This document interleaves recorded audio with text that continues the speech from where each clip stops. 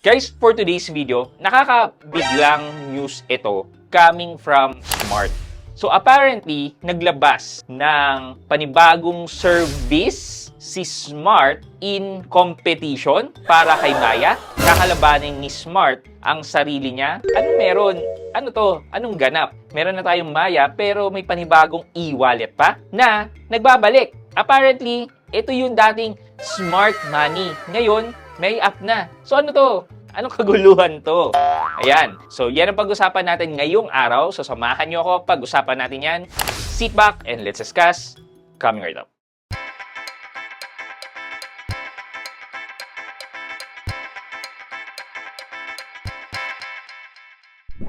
Hi guys, this is Pat and you're in Pat Quintos Review TV. So if you're new here, my channel, I do reviews about personal finance na meron ako experience or meron na ako knowledge na ginawa ko na yan ng videos and playlist na makikita nyo dito sa taas. At kung bago kayo dito sa channel ko, you may want to consider subscribing to my channel. Okay guys, you heard me right. Naglabas ng panibagong app si Smart. Si Smart mismo, Smart Telecommunication. Maglalabas sila ng panibagong e-wallet service na gagamitin nila yung dating pangalan nila which is the Smart Money. Smart Money, kung hindi nyo pa alam, itong Smart Money na to, dito nagsimula ang remittance ng peer-to-peer. Yan, ano ibig sabihin? So, ang usual na remittance natin, alam natin, yan, yung mga bangko, yan, di ba? Si Palawan dati, nandyan na pero hindi pa ganun ka-mainstream. Naging malapit sa masa itong Smart Padala. Kasi nasa mga mga suking tindahan na lang natin yan dati. Around 2015 yata or earlier pa, 2015 kami nagsimula ng Smart Padala. So dati, kumuha lang kami ng Smart Money account. ATM siya. So nagpunta kami ng Smart Wireless Center. Tapos kumuha kami ng account Smart Money. So parang debit card na may 16-digit account number or card number. Tapos from there, niluloadan siya using BDO. So, doon ka mag-bills payment sa BDO para magkaroon ng laman yung Smart Money mo. Naalala ko din dati na ang ginagamit pa noon is yung SIM card menu para magpadala ng remittance. So, kilala tong Smart Money na to, lalo na sa community. Kasi, madali lang magpadala ng pera, basta alam mo yung Smart Money account number ng pagpapadalan mo, ibibigay mo, and then na pera, so on and so forth. Kumita to, actually. And kumita kami dito. Ito actually naging simula ng aking pagkakaroon ng YouTube video. Yung pag-vlog ko about our remittance center, yung Smart Money. Eventually, nag-evolve siya from Smart Money, nilagay sa PayMaya. From PayMaya, ginawang Maya. And yan yung alam natin ngayon na super app which is the Maya, which has send and receive e-wallet, bills payment, Maya Bank Savings, Maya Credit, Maya Credit Card, yan, di ba? So, medyo nag-evolve na tong Maya services natin. And ito na nga yung news. Ito yung news coming from Inquirer.net. Sabi niya, BizBuzz, surprise, MVP revives Smart Money. Competition is heating up in the Philippine e-wallet space, which to date is dominated by GCash, whose brand has become a verb like Xerox or Google in Pinoy lingo. The group of tycoon Manuel V. Pangilinan has hatched a new or maybe not so new fintech platform to add to the fray, and it's distinct from existing affiliate Maya. Several BizBuzz sources said that the platform is Smart Money. It sounds familiar. It's indeed the same brand that has a good start long ago but was decommissioned in favor of PayMaya. PayMaya later on became Maya. So ito na yung question.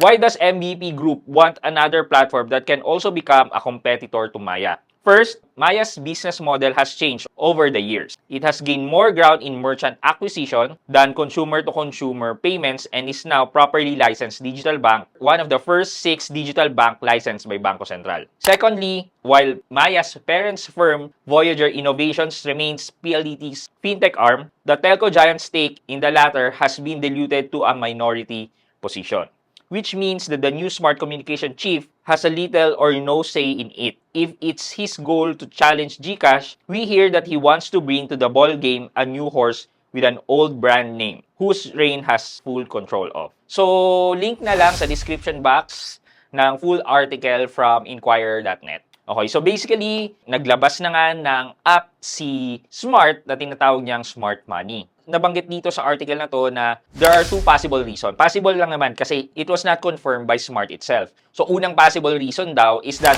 yung focus ni Maya is now shifted sa business-to-business model. Ibig sabihin nito, nakatutok na si Maya dun sa mga merchants mismo. Dun sa mga gumagamit ng terminal, yan, yung mga payment system, di ba? Kung mapapansin natin, mas madaming ang payment system, may mas madaming terminal si Maya na nakikita natin. So, isa yan sa strong points ni Maya. Additionally, dahil bank na nga siya, so yun na daw yung isa sa main focus ni Maya, yung banking system. Sa paglabas ng smart money, mabibigyan niya daw ng focus ang consumer-to-consumer transaction. Which, yeah, makes sense naman. However, kung the e-wallet will still be open and remain kay Maya, parang nga hindi maganda na kinakalaban niya yung sarili niya. But to the second point of the news article, which is na reduce na daw kasi ang stake ni Smart sa Maya.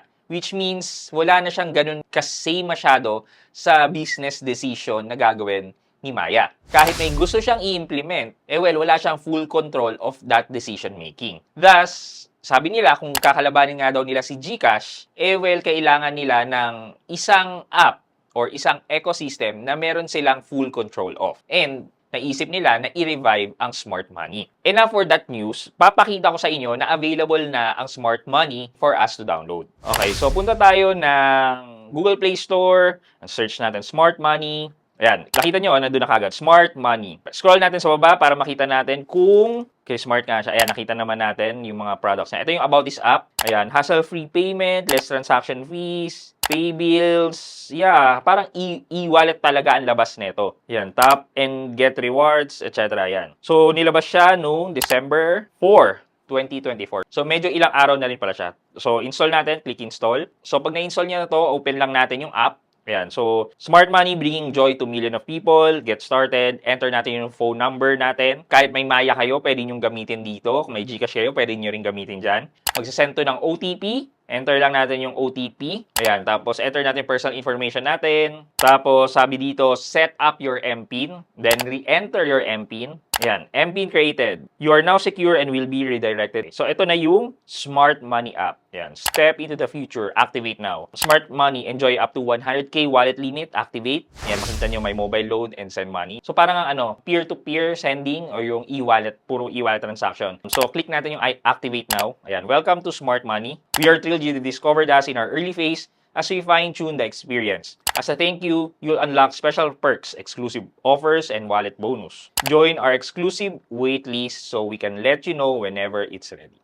Yeah, waitlist pa lang. Hanggang dun pa lang tayo. So, i-enter nyo yung email address nyo. Pagka-enter nyo yung email address nyo, yan. Possible na yung e-wallet service dito ay handled by NetBank. As you can see here dito sa About Me page. Yan. Yan. So basically, wala pa. Wala pa sa ngayon. Pero the thing here is, pwede ka na mag-download para maging waitlist or kahit hindi naman, maging mainstream din naman yan later on. So pwede nyo rin i-install yan kahit na hindi na kayo mag-waitlist. Okay. So, ano yung kailangan nating highlight dito? So, nagiging digital na nga lahat ng mga transaction natin. Marami ng players ang pumapasok sa e-wallet industry. Nandyan yan si GCash, si Maya. Diba? Meron pang Palawan Pay app. Madami na. But the key point to consider here is, sa dami na nating mga e-wallet services, paano ba tayo makakasigurado na yung paglalagyan natin ng pera natin for our e-money is secured? Given na itong malalaking kumpanya na si GCash, si Maya ay nagkakaroon pa rin ng hiccups in terms of their security, what more itong mga new players natin? Hindi natin makakaila na yung